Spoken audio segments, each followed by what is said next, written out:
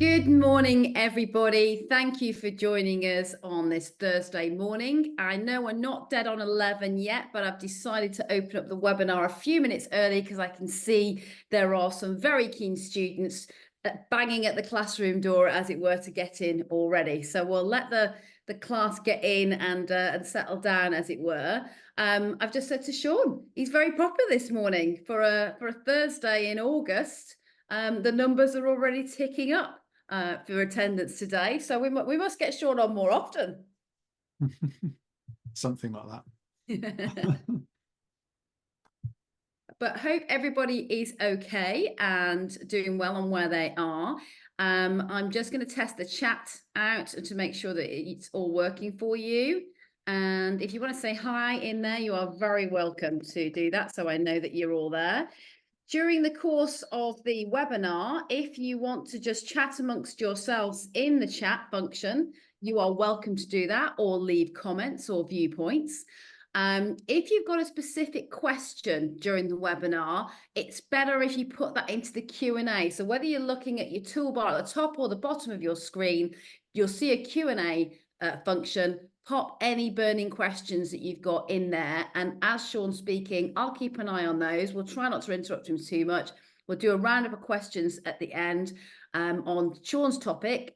But if there's also any Q&A at the anything to do with our industry at the moment that you'd like to ask whilst you've got us still here, we'll try and cover that off at the end of today as well.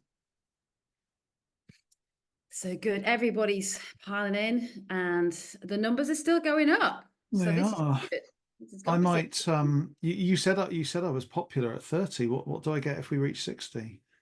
I don't know, but a box of bunch of flowers. I just let people an invite know. To speak again. Just to let people know as well, I might actually keep an eye on the Q&A as I'm going.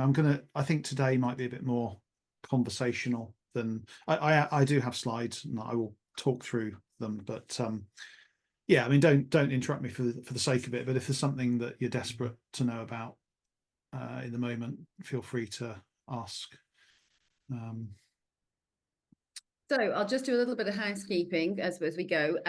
Just one of our members has just said they may have to pop off during the webinar. Guys, it's fine. If you do need to leave, we recognise you're busy people, or if we are working from home and the Amazon delivery driver has just turned up, it's completely fine. This webinar is also recorded, so you'll be able to pick up the thread later on if you have to leave early, or you can catch up on bits that you really wanted to revisit as part of the webinar later as well. And I'm just asking the team actually to pop together a little email generally to send around the links to the last 4 or 5 webinars that we've done, so people are aware that there's other stuff they might have missed and can catch up on at their own leisure.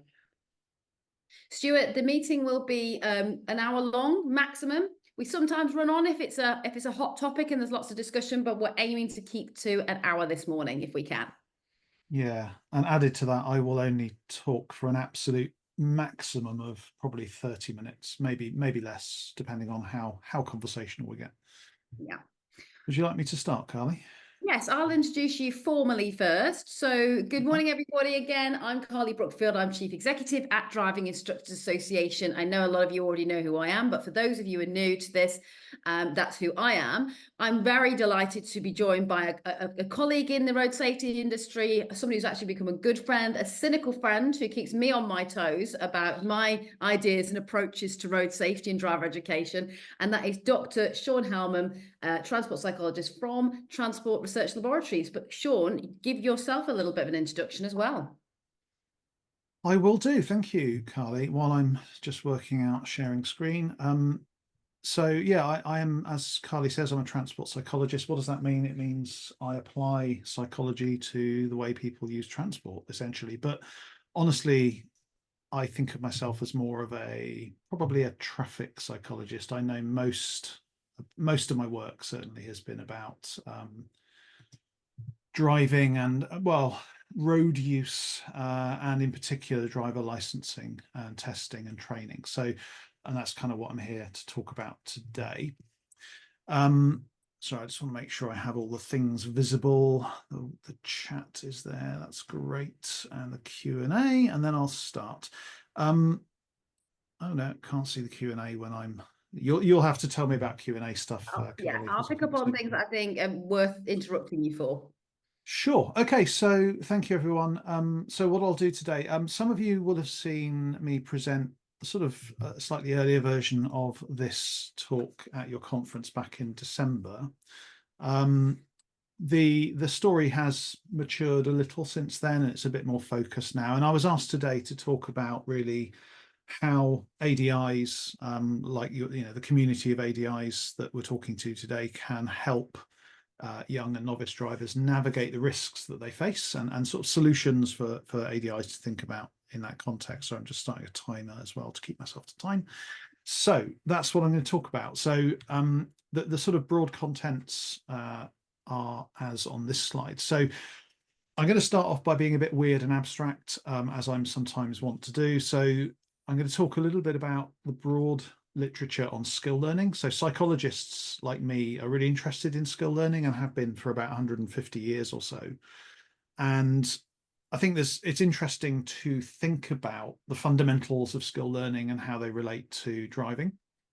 Weirdly, in there, I'll also talk about chess, because I think chess is a really good example of a simple game. It's not a simple game necessarily, but it's a simple skill that we understand quite well, and has been used in the psychology literature to understand some of those fundamentals. So it just helps to throw that in for interest. And some of you maybe chess masters, so you might actually know about the stuff I'm going to talk about. I don't know. Are any of you chess masters? I just realised I've never said that to a room of people before. Are any of you chess masters? Let us know. So I'll talk about that. Then I'll talk about the broader context and how that relates to risk factors for young and novice drivers. And I'll try and sort of tie all of that together with a kind of, well, okay, what does that mean then for the ADI community? What are the things that work for this group? What are the things that work within our current licensing system, and how can ADIs like yourself help? And I'll be honest, I'm going to sort of land really on a sort of message that is, well, within the current system we have, I think we need to be very realistic about how much you as a community can help. And I'm talking, remember, about safety here. I'm not talking just about passing the test, I'm talking about safety. But actually, I think you are the key to changing that system from within, and getting to a place where you can actually help a lot more. So I think the current licensing system we have, you'll hear me say things like that.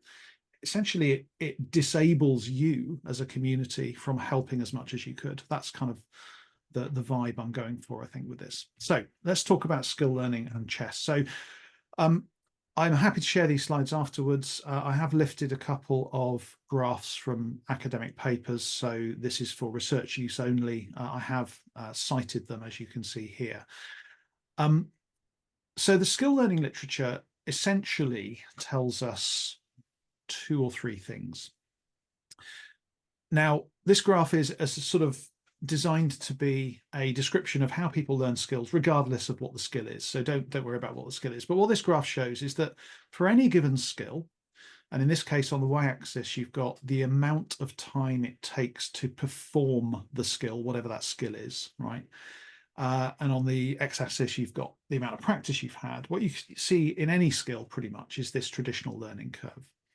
And the basic law is that people, I mean, obviously people get better with practice, right? And that might mean they take less time to perform the task, or it might mean that they do it with fewer errors.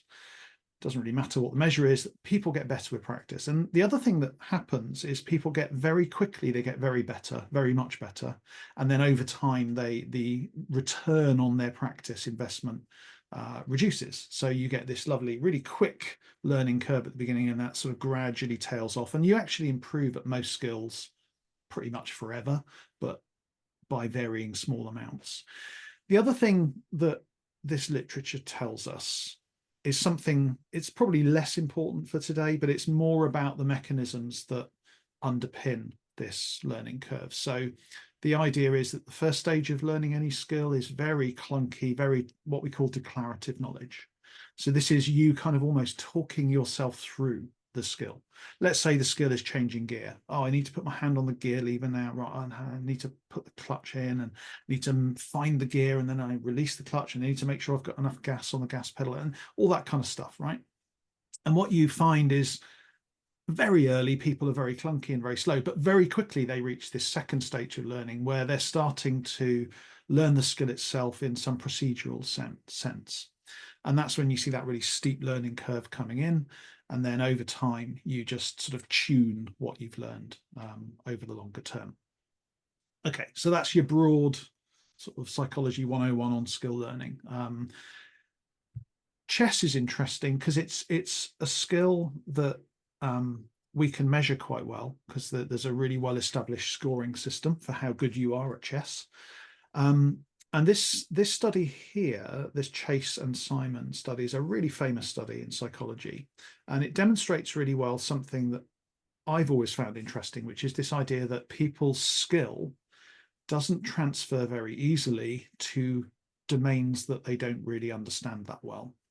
I'll just explain what this graph shows. The M group in this graph, that's the master chess players, and the A and B, I think, are amateurs and basic or some lesser skilled players. And what the graph shows, if you look at the top panel where it says end games, people were shown pictures of chessboards with pieces in various endgame positions, and they were asked to recall pieces in the correct positions, and they're shown this over and over again. And what you can see is that as they do more and more trials, they get more and more of the pieces in the correct positions from memory. Okay.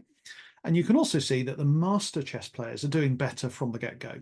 And the reasoning for that is that master chess players have a vast memory bank of chess games that they've played and studied. And so when they look at a chessboard, they don't just see a pawn there and a rook there and a queen there. They see a combination of pieces that make sense to them. Oh, that's the classic pattern of pieces that you would expect to see in that end game, or that's a position I remember from a game, Garry Kasparov played in 1972. That chess masters are this geeky when it comes to this stuff. But what's really interesting is that memory advantage completely disappears if you look at the bottom panel rather, if you just show people random chess positions. So it's not that people have a skill about chessboards and chess pieces, it's that masters have a skill level that is tied to the meaning of that domain for them personally. So you have to have meaningful stimuli for it to make sense. It will become apparent why this is important in a minute. But for those of you who are interested, there's another couple of references on here. I think both open access. If not, I can send you copies for research use that talk about this issue of learning and transfer of training. Okay, so that's your basic sort of walk through the psychology literature. A better example to think about transfer of training actually is hazard perception. Now, I know there'll be varying opinions in the room about the hazard perception test. Let's put that to one side for now. When these tests were developed, one of the key things about them is that each stimulus, so each video clip, should be able to discriminate between experienced and novice drivers. And the clips in the test do this really well. But when they were being developed, lots of the clips didn't do this, and we didn't really understand why. And it became apparent when we looked at them, not me personally, but when TRL looked at them, is that some of the clips were not the kind of things you would see on real roads. Okay, so they were things like, sudden, completely unexpected hazards that I know they do happen on the roads some of the time, very rarely though, compared with the kind of hazards that you get an idea of what's going to happen on the road ahead of you based on your skill level. So actually, this is another example, I think, of where an experienced driver might be able to spot a real hazard earlier than a novice, but a completely surprising event. They've got no experience on which to base, but they've got no skill that they can transfer to that novel situation. Okay, how does all this relate to young and novice drivers? Well, the first thing to note is, let's look at the solid lines on this graph. This graph I show a lot. We know that people get safer more as soon as they start driving post-test. They start to accumulate on-road experience and they start to get safe. That looks just like this curve here, doesn't it? It's a learning curve that we would expect. I'm not going to get into whether it's a power law or a exponential function or whatever. I'm not interested in that. The point is, you see this traditional quick learning at the beginning, tuning that learning over time. We also know that age, of course, is an important factor in this, and that's something you have less influence over, of course, because age is about maturation, lifestyle factors, brain development. We're not really here to talk about that today, although I will touch on it later. The two other specific risks that we know are a real problem for this group, especially young drivers, but really new drivers overall, is driving with passengers and driving at night. And again, I guess you can think about this in terms of transfer of training or transfer of learning. So what are the things you're less likely to do when you're a learner than more likely to do? Well, you're less likely to be doing your learning and lessons at night than during the day. I think that's fairly true for most people. And you're less likely, almost never going to be learning with your friends in the car who are distracting you. So again, these are situations that we know come with a certain set of risks in post-test driving for young people, especially distraction effects, peer pressure, that kind of thing, but also just the simple fact that they are new and have not been experienced much when learning to drive as a learner. So those are the things that we know are the main risk factors: age, inexperience, and these two specific situations here. There are probably some others, but these are the main ones. So let's just pause and think about what that means. Well, okay, skill learning takes time and doesn't transfer easily to new situations. And we know that people are learning after they pass their test. After they pass their test, by the way, I'll come back to that. We know that people are showing this steep learning curve, but actually they're improving over many years. So I would argue that within the current system we have, it's unrealistic to think that you, given the limited time you have with candidates, can have much direct effect on their safety beyond the kind of baseline level you get them to. So obviously you teach these people to control a vehicle without reversing into things, without driving into things. Broadly speaking, you give them the physical skills necessary to do that, and you start to get them on that journey of what to do when out on the roads. But as we see from this, they're at a very, very high risk when they pass their test. And I'll come back to that in a minute as well. So I think it's more realistic for you to think about how you can prepare people for the post-test period in the same way that you prepare people for the test. You don't do the test for people, but you prepare people to take the test and pass it. And I think this is the way we should be thinking about your job in terms of post-test period driving. It's about preparing people for that. So what I'll do now is I'll just talk through some of the things that we know that work to reduce risk for this group, and the ways in which that relates to our current licensing system, and then also the ways in which you can perhaps try and have an impact through using certain practical tools for that purpose. Right, so first of all, what works to reduce risk for this group? Well, I've talked about how the main risk factors are to do with age, inexperience, and those risky situations. So it's not surprisingly that this list is basically things that try and impact those risk factors. So one of the central features of so-called graduated licensing systems is something called minimum learning periods. So the idea with this is that you have a stated period during which people must remain a learner. It varies with jurisdiction, but typically it's 6 months, maybe 12 months. In some places, it's as long as 2 years, I think. Now, the reasoning behind this is that if you keep people in the learning period when they are supervised for as long as you can, it means when they start driving unsupervised, when they finally get through the licensing hoops that they need to jump through, they are slightly older than they otherwise would have been. And we know that that carries with it a certain safety benefit, as you can see from this graph here with the dotted lines there. That's showing you the first year crash risk for somebody, depending on how old they are when they pass their test. So the older you are, the safer you are, basically. So that's good. Things that work on experience, we've got minimum learning hours. So this is less well understood, but we think, I've written there 120 plus. That seems to be the sort of consensus in the literature, that if you can get somebody to have maybe 120 plus hours of practice before they start driving unsupervised, they're going to be a bit safer than if they don't have that. Other people say maybe 80, 90, 100 is enough. We certainly see a change in the types of driving people start to do if they get up to maybe 80, 90 hours of practice, they start to be more likely to take on the riskier roads, the faster roads, the more complex roads, which is probably a good thing for the reason I said just now about transfer of training. If you're not driving on fast roads before you pass your test, then you have nothing on which to base your experience, right? So yeah, more learning hours is good, and setting a minimum that is quite high is a good idea for safety. Hazard perception testing and training seem to work well. And again, this is about giving people experience of the kinds of things they're going to see out on the roads before they actually go out and experience them. Again, helping people with that transfer of learning. And then finally, the risky situations.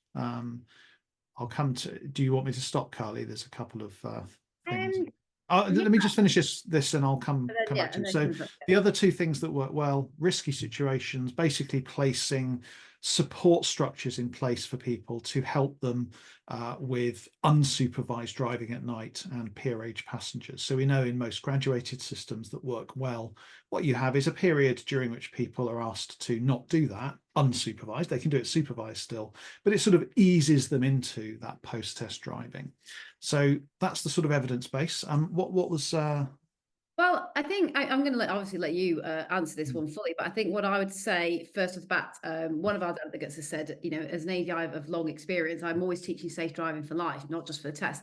We know the majority of professionals are focused on that. I think what Shaun's saying here is that actually the system, the framework in which we deliver learner driver training in the UK is not set up to do that in many ways, and yeah, it doesn't deliver capacity for us to do that. And what we'd all like to see, those of us who get what doesn't work and what does work, we'd like us to see building a framework that we are, you know, getting more pupils to focus on being in the learning process for longer, and that ADIs have more bearing on that as well. So I think it's not a criticism of ADIs and what they're doing. It's saying the system is broke. We know it is, yeah, and you know we need to make it better. yeah. That's a really good point. And yeah, so I mean, look, I've talked to many of you before, and I know sometimes things I say can be interpreted as being, you know, a bit offensive, but it's never with that in mind. Um, it's interesting you say we teach safe driving for life. I would argue that you try to teach safe driving for life, but you're unable to bring that to bear effectively because of the system and all the things that Carly just mentioned. Because telling someone, hey, you should just be safe driving for life, or even, you know, showing them the sort of the skills they might need to think about after they pass their test. If the licensing system isn't in place to support people with that, people don't bother. We know that, right? So it's about giving you the help you need to better effect that change that you want to see, but maybe don't currently have the tools to do within the system we have. So, okay, so that's the evidence base. What I'll do now is just go to the next slide. I just want to talk briefly about ongoing work. So I always think about this not just in terms of the license, not in terms of just the testing or the education, but in terms of the way all of those interact. So, you know, we know that there's various ongoing research work, for example, in education and training space. There's the Driver 2020 project, which many of you will know about, which is sort of in the process at the moment with the department of being published. That's out of my hands. We've completed the work, but the department will publish that when they can. There's some good evidence from Australia that there's a type of training called resilience training, which seems to lower crash rates. Interestingly, that's nothing to do with driving. It's all to do with avoiding drug and alcohol abuse. There are various changes to licensing coming in Northern Ireland now that the government is sitting there again. Hopefully that will progress.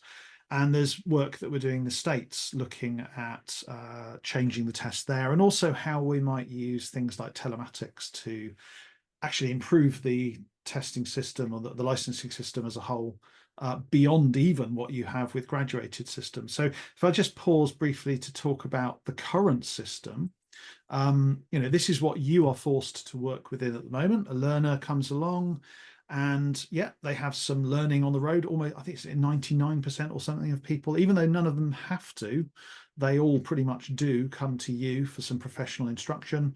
They have to pass their theory test and their practical test, and then they progress to a full license. And then apart from that probationary period, where you're only allowed 6 points rather than 12, leading to a ban, you then progress to a full license with no restrictions. So this is not an ideal system. Why is it not an ideal? How do we know that? Well, we know it for one main reason, which is that there's a really poor link between your practical test performance and your later safety. And the easiest way of imagining that is to note that males, I think, across pretty much every age category there is in the data, pass the test about 5 percentage points higher than women. And they're also the ones who are most likely to have serious injury crashes, fatal crashes, pretty much any crashes, as far as I know. So that can't be right. That just doesn't ring true for me. There are, I'm not saying there's no link. There are some ways in which your performance can maybe predict your later safety, and in particular, for the theory test, we know that the better you are at hazard perception, the less likely you are to crash. But again, these are small effects, right? They're not mopping up all of the risk between them. We've proposed in a paper with an academic in the US that the ideal system would be something like this. It would be a graduated system with a minimum period in the learning stage, and probably some kind of extended monitoring of your driving style and ability. Not, and to be fair, that's kind of what you do, right? And this is sort of for the American market here. There's much less in terms of instruction in the States. But you can imagine having a telematics system either, maybe in the background supporting the kind of trainer in terms of understanding, what people are actually doing. How smooth is their driving style? How good are they at using their indicators before they move? All that kind of stuff could be objectified slightly more, and could then lead people to the point where they think, okay, we now think you're ready for the exam, the on-road exam, the hazard perception skill test, whatever it is. And then you carry that monitoring on beyond the initial test, and you have effectively an extended driving exam. So this is kind of art of the possible future stuff, right? The current system we have is not this good, but it is the system in which you need to work. So I think what I'd like to do now is I'll just pause again, just in case there's any interesting questions before moving on to talk about what you can do to help. Carly? Yeah, I suppose this is what we can both input on, because we've both had conversations with ministerial teams about this. Is there a political will to introduce GDL, or is this a picture of utopia based on clear evidence, but it'll never happen? So we would love to think it would happen in some way, but Shaun, what's your view about the political? Those two things are not mutually exclusive. At the moment, there is no political will. It is based on evidence. And there's no reason why it couldn't happen at some point if there is the political will at some point. That could change. I mean, historically, in countries that have implemented graduated systems, there has not been political will until there has been political will. And that political will usually comes about through the combination of several things. Tragically, it's usually one or two very high-profile, media-worthy cases. And we've had some of those in the UK recently. Over the last year or so. You then need the media to get behind that. You need the public to get behind it, and you need ministers to go, oh, hang on, there's a problem here. And you need an off-the-shelf solution, which we have. So I think it will happen at some point. I don't know if it'll happen in my career, but it is absolutely evidence-based. There's some interesting stuff in the chat. We'll probably come back to that at the end. So can I carry on? Yeah, and just to say that it's the same that I pick up from, we are delivering a project milestones, which is looking at modular learning. So actually that engenders more time in the learning period.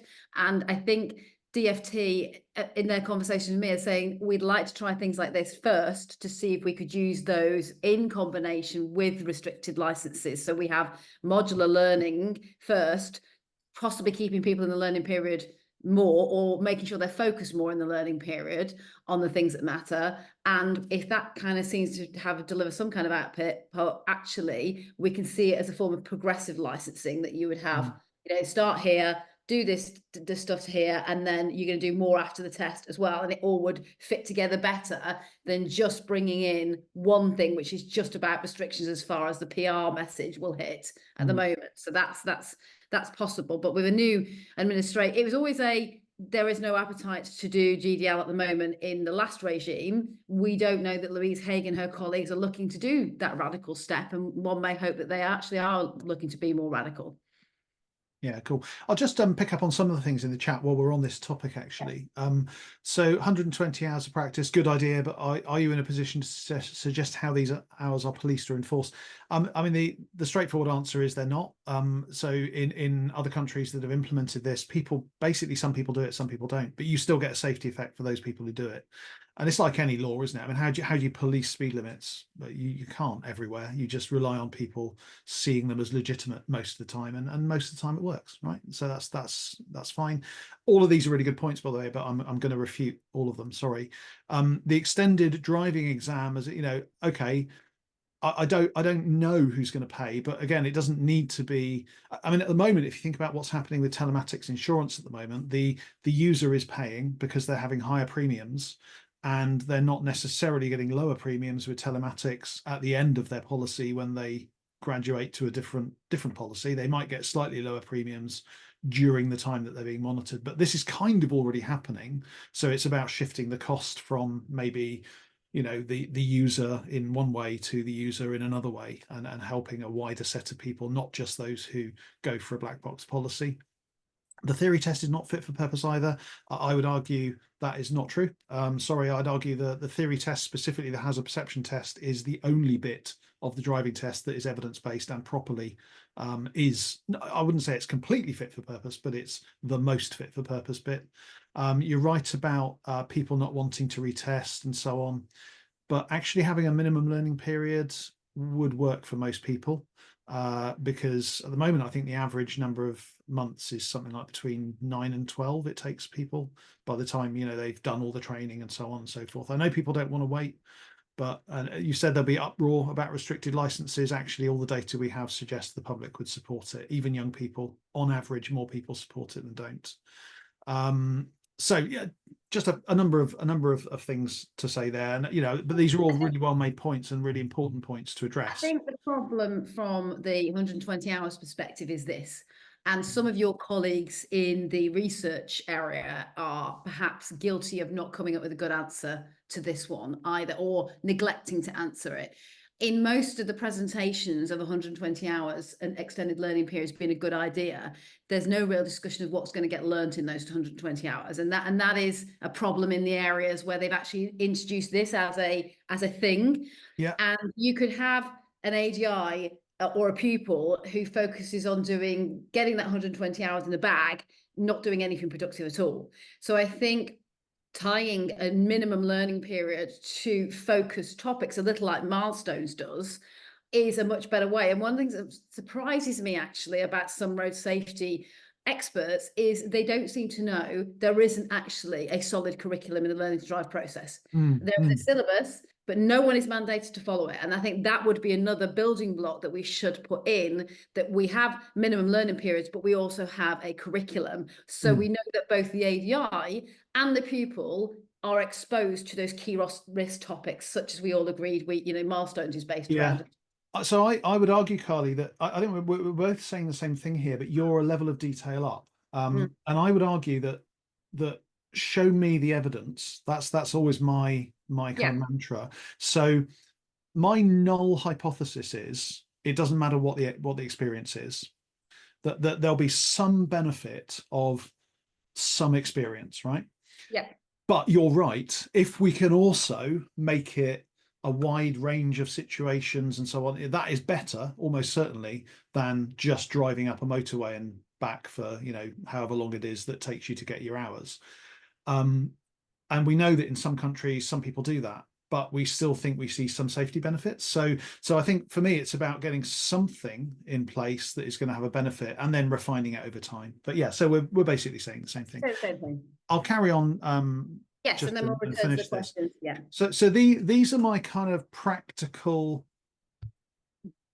bits of advice or recommendations for you as a community. And I don't in all cases have exactly the thing you need to do, but these are the things I would like to see ADIs doing more of, to have a more direct impact on safety within the constraints that you have now within the current licensing system. One is Well, already every hour of on-road practice you give people is helpful, right? Even if you are just going over stuff they need to learn to do the test, it's probably helpful, especially once you get up into the higher ranges, certainly 120 plus, maybe even 80 or so.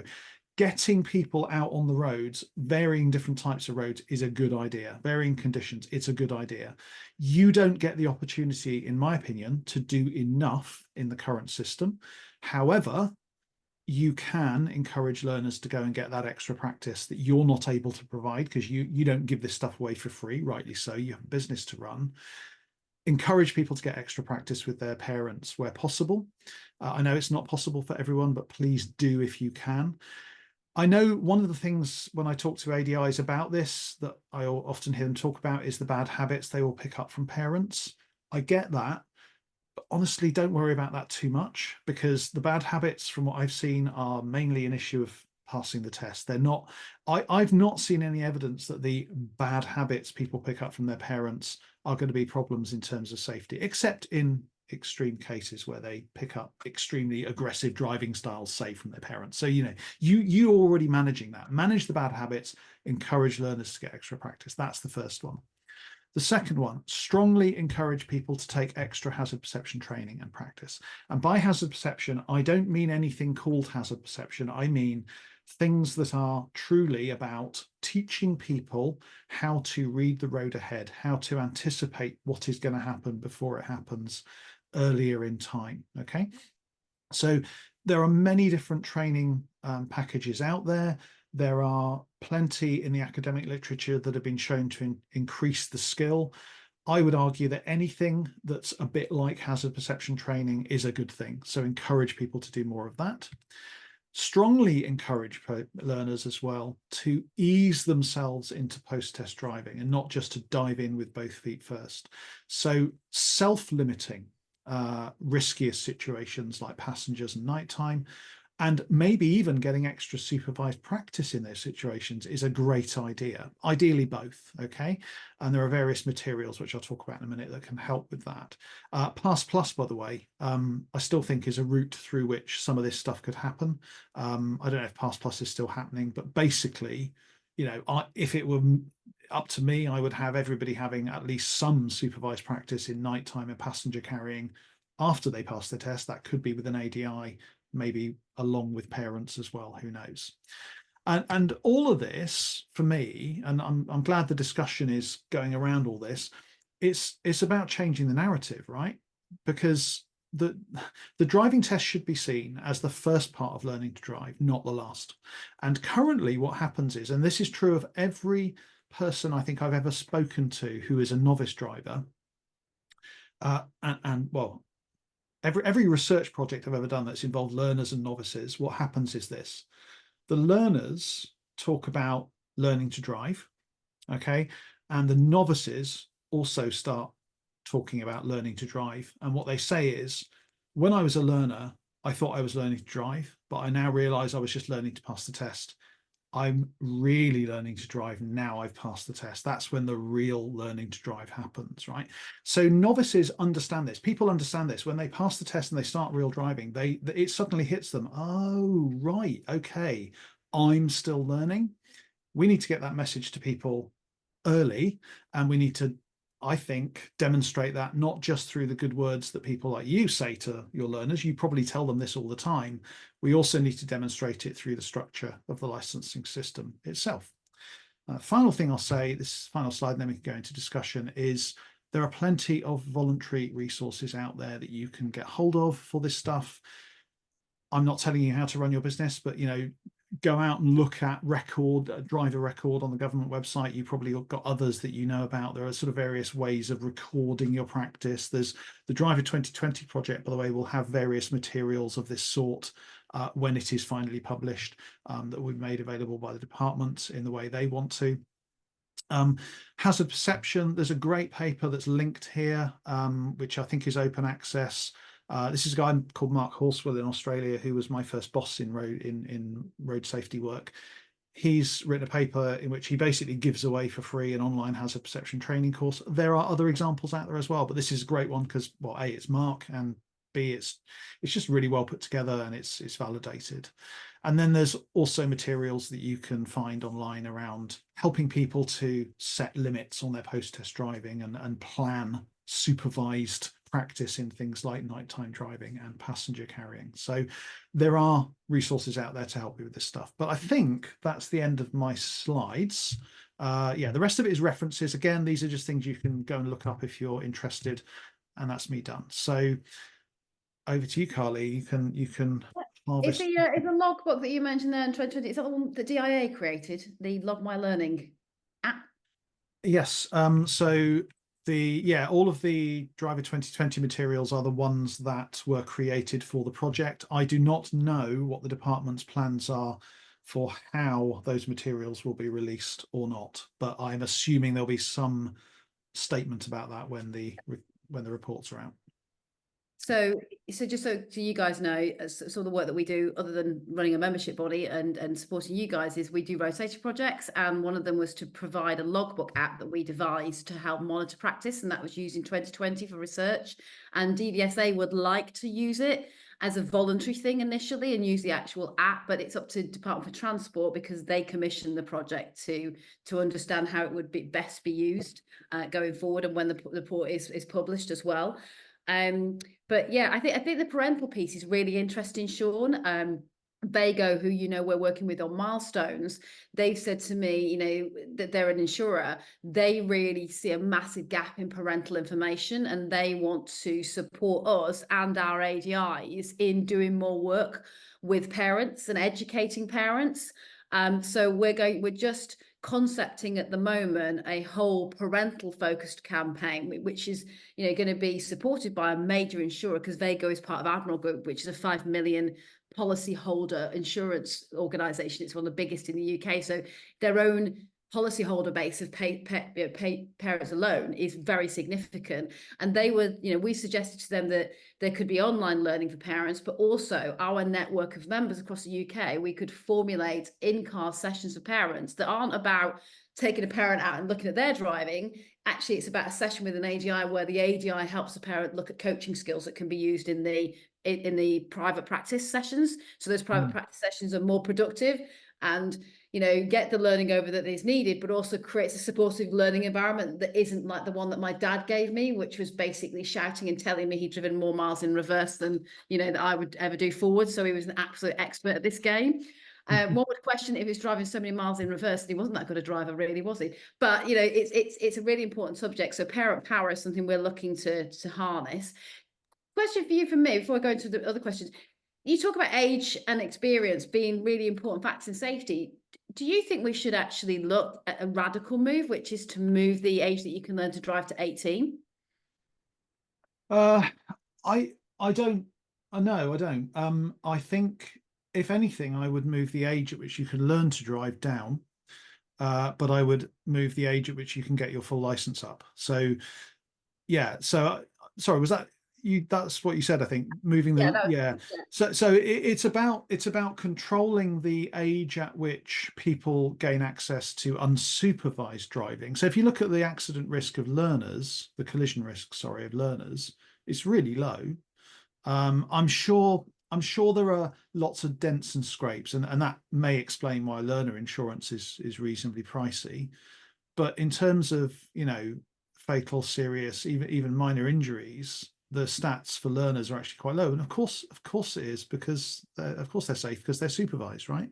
So yeah, if anything, I would support reducing the learning age, but still keeping a higher cap on when you can actually start unsupervised driving.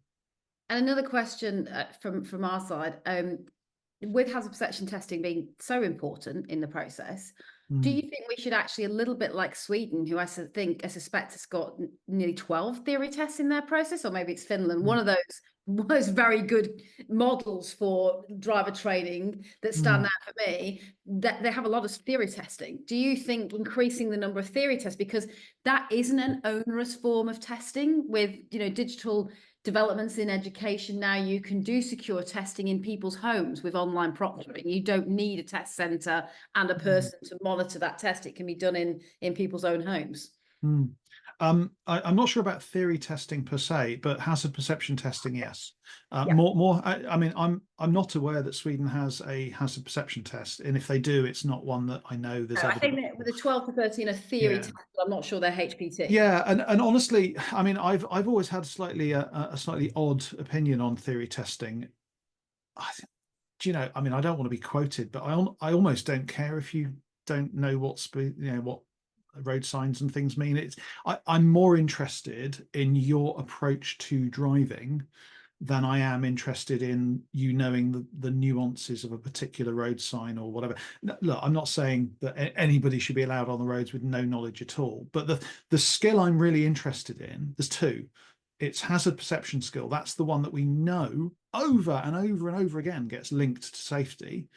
And there's no other driving skill, by the way, that's like that, right? That's the only one. And then the other thing that's really important is people's just general approach to risk taking and how their driving style. Mm. And that ability that people have to think before acting on impulse, and that sort of, yeah, that basically being more mature about what you're doing when you're on the roads. Okay. So we've covered off the question about political will for GDL, the 120 hours max, parental influence from the ages of 7, 8 are difficult to change. How are parents being targeted to take the strain on behavioural decision making? It's an important point that we've kind of touched on, is how do we target parents to make them more responsible for their influence on young drivers? Sorry. Would there be any benefit in revamping Pass Plus and making it obligatory to complete the modules in 6 months of passing the L test? I mean, I'm not sure.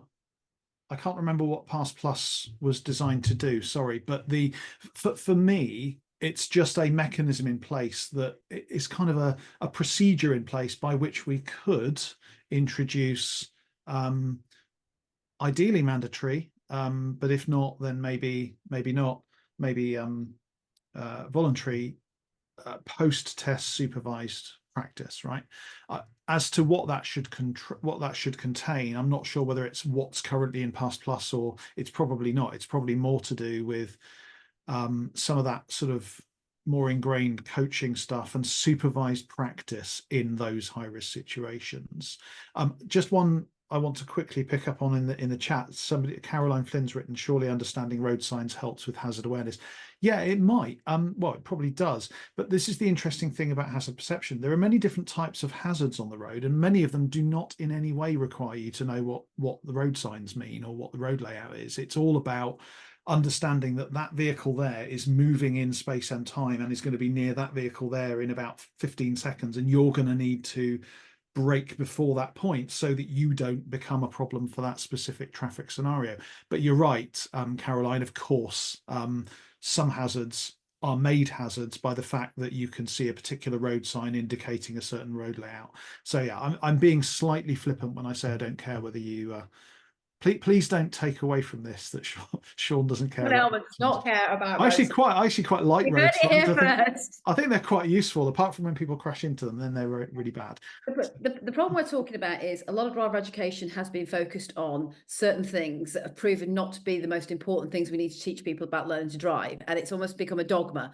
What we need to focus people on is being able to understand what a risk is, understand how they can mitigate that risk even occurring within their universe, and then understand how to manage that risk as well.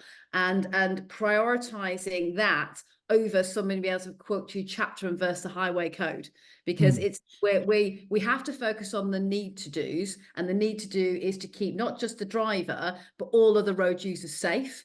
And that's about risk management, that's about risk scanning, risk mitigation, because we talk a lot about risk management in all kinds of worlds, like from financial services to public health. We don't want to be managing risk in a way because we don't want risk to be actually happening, to have to manage it in that moment. We want to be looking at risk mitigants so we can head off the risk and not let it occur. But obviously we need risk management training in driver training, because there are risks that people can't avoid and they need to know how to get themselves out of it or minimize the risks when they're occurring. So Yeah. we're moving away from teaching people by rote certain things and those things being the most important. Yeah.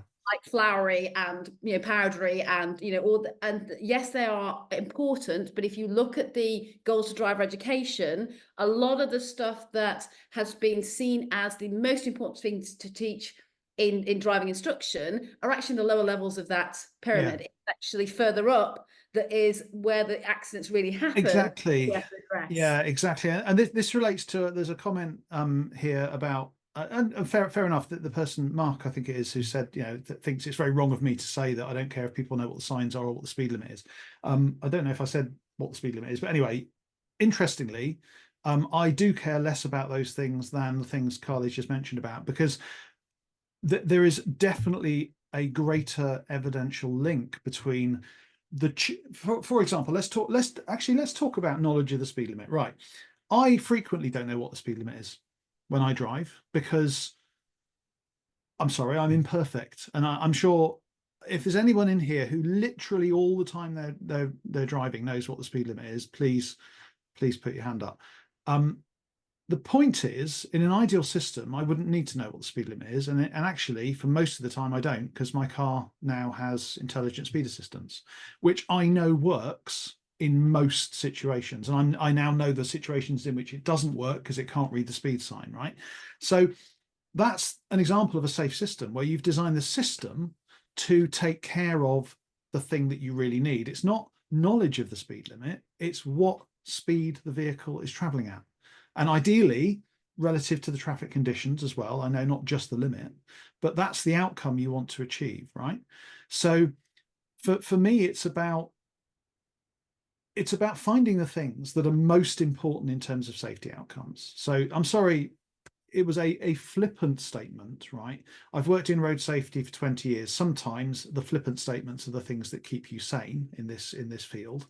I do not want anybody thinking I don't care at all about whether people know what signs are or what the speed limit is. I'm just saying that there are other things that are doing more of the heavy lifting when it comes to safety outcomes. And just as an aside, who on the road do you think has by far the best knowledge of of road signs? I'll tell you now, it's learners who have just taken or are just about to take their theory test, and there's evidence on that.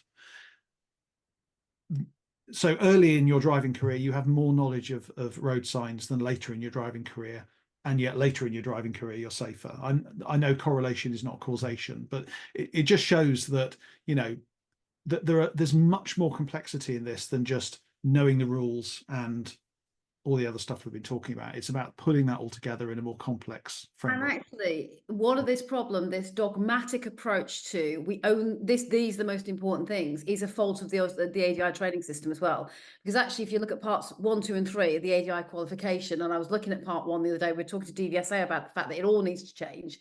Mm. And they're looking at it as if the ADI needs to learn like the pupil, and that's wrong. Actually, they need to be able to learn to train the pupil, and they need to be able to change the pupil's behavior.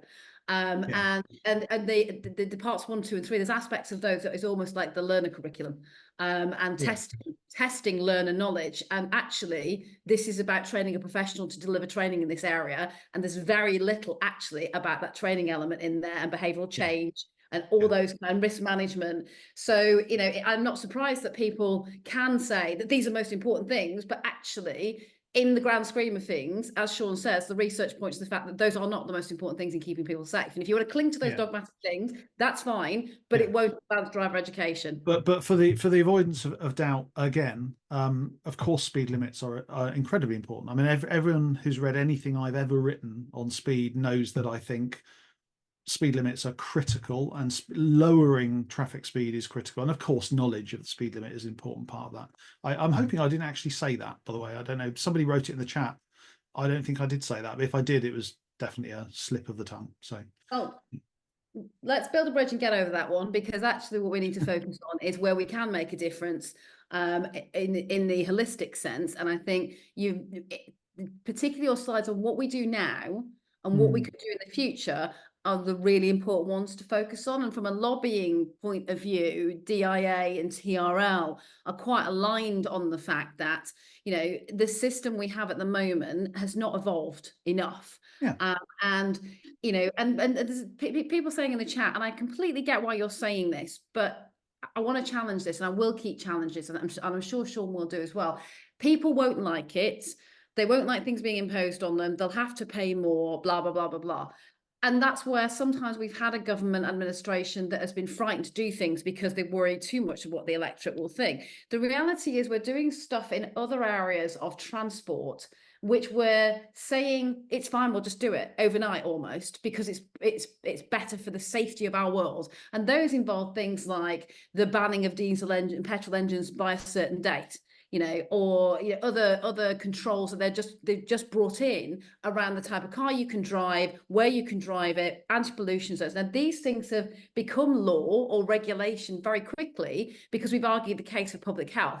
We need to much more strongly argue the public health argument in terms of saying, no, stop worrying about whether people like it. It's just going to have to be done for their greater good and for humanity's greater good. And I think we need to, in the eyes of the political legislators, push them towards this point of saying this bit is just as important as stuff you're doing to manage climate change and the effects of pollution and things like that, because Yeah. it's the second biggest killer of adolescents worldwide, road traffic accidents. So that same teeth that you've got there about stopping us all driving a certain car because it might damage the environment, or just not driving in certain areas because it might create more pollution and that causes health issues, we need to legislate here then because it's equally as important. And actually the number of people being killed is more so from that than it is from pollution over here, quite frankly. So I think I wouldn't limit us by saying people won't like it, governments won't do it. If we push in the right way and make the right presentation of these things, I think we can get some way to changing hearts and minds. Yeah. You talked for quite some time there, and I've forgotten whether that was a question or a statement. Sorry. No, it's a statement from me to say that I can see in the chat there's a lot of, it's all very well, but we'll never get pupils to pay for it. Yeah, Or I mean, look, we can't. Yeah, we can't just say we. I mean, GDL is a good example. We can't just look at it and say, oh, it's impossible because there's no political will, or it's impossible because you can't police it. Because if it's impossible, how come 50 or 60 other jurisdictions around the world have done it? It's yeah, just weird, isn't it, to think that yeah, we couldn't? So yeah, I agree. And the kind of the wider remit here has to be about car dependency, and getting to a place where, and I'm not anti-car. I really like my car. I've got a new car. It's really, really cool. We had a really old car for ages, and now we've got a nice new electric car. And I know electric cars aren't for everyone, but we're loving it, right? It's brilliant, and I really like driving it. But I would very much prefer to be able to have the choice to cycle into the town without being on a stupid road with cars passing me this close, than not. That's all it's about. So that requires a change to many things, not just the licensing system. yeah. But in the meantime, we will try things like milestones to look at having a set learning program for pupils before test, which will mean that they're going to spend a bit more time in the learning process. And we'll look at, could graduated licensing work in the UK if we made it more palatable? Maybe it's not, maybe what scares people at the moment is the minimum learning period post-test, so 6 months to a year. Maybe you say to people, if you can prove competency in these areas that are the most risky, like driving at night with passengers, through some kind of further testing regime, you might actually get your restrictions lifted earlier. We don't know. We'd have to have a serious look at that. But I think some really good points and a really good example of what we have and what we could have, I think is good to crystallize all of our thoughts on what more we could be doing. And thank you, Shaun, for the examples you put there of materials that people could already been using. I didn't know about Mark Howell's, kind of theory test, has a perception test paper. That's one that we will look at whether we can make that more, usable for ADIs as well. Is there any more questions? Because we are on nearly 11 o'clock here. Any more burning questions before Shaun goes? I know there's stuff in the chat. Yeah, I've been Again, responding to a few things in the chat. It's good discussion. Thank you, everyone. yeah, thanks everybody. Mm. But any more burning questions before we go? Suffice to say, we will have Shaun back again. He's always very popular as a speaker. He's speaking at our conference in December. If you haven't got your tickets yet, please do so. We're back at the Motor Museum in Gaydon for that one. And, you know, I am thinking about convening a round table with the new minister and colleagues like Shaun soon that actually is about what are we doing wrong? What could be done better? And what is the right thing to do? Because not only is this stuff we need to decide on as a road safety community as a good way forward, it's stuff that we can stop doing bad stuff in Mhm. other areas, and we can divert funding to studies that will actually prove more things that we should be doing, like more hazard, you know, and fund more hazard perception testing and things like that. So I think it's a good idea to try and get in front of the new ministerial team in that manner and show them what we have now, what doesn't work, and what could work better, and actually educate some road safety colleagues who kind of sometimes misspend and misdirect funding as well, or attention. So we all focus on the right things to do. Can I just, sorry to interrupt, can I Yeah, just talk very briefly about commentary driving? Because a couple of people have mentioned it. yeah. So there's two aspects to this. One is, should people be doing it when they're learning? And I suspect, yes, probably it's a very good idea. The other thing they should be doing is listening to and watching commentaries from experts. This is one of the main ways in which Mark and his team have seen to increase hazard perception skills. So if you watch a particular period of maybe 20 minutes of an expert commenting on a road scene, you start to pick up the skill of where they're scanning, why they're scanning. That's a fantastic way of training hazard perception skill. Yeah, and somebody's just posted there's some really good driving vids on YouTube around that. The other thing about it, I think somebody asked, could it be in the test? Weirdly, one of the first things I did when I was at TRL, I was asked to write a report on whether we should have commentary driving in the test.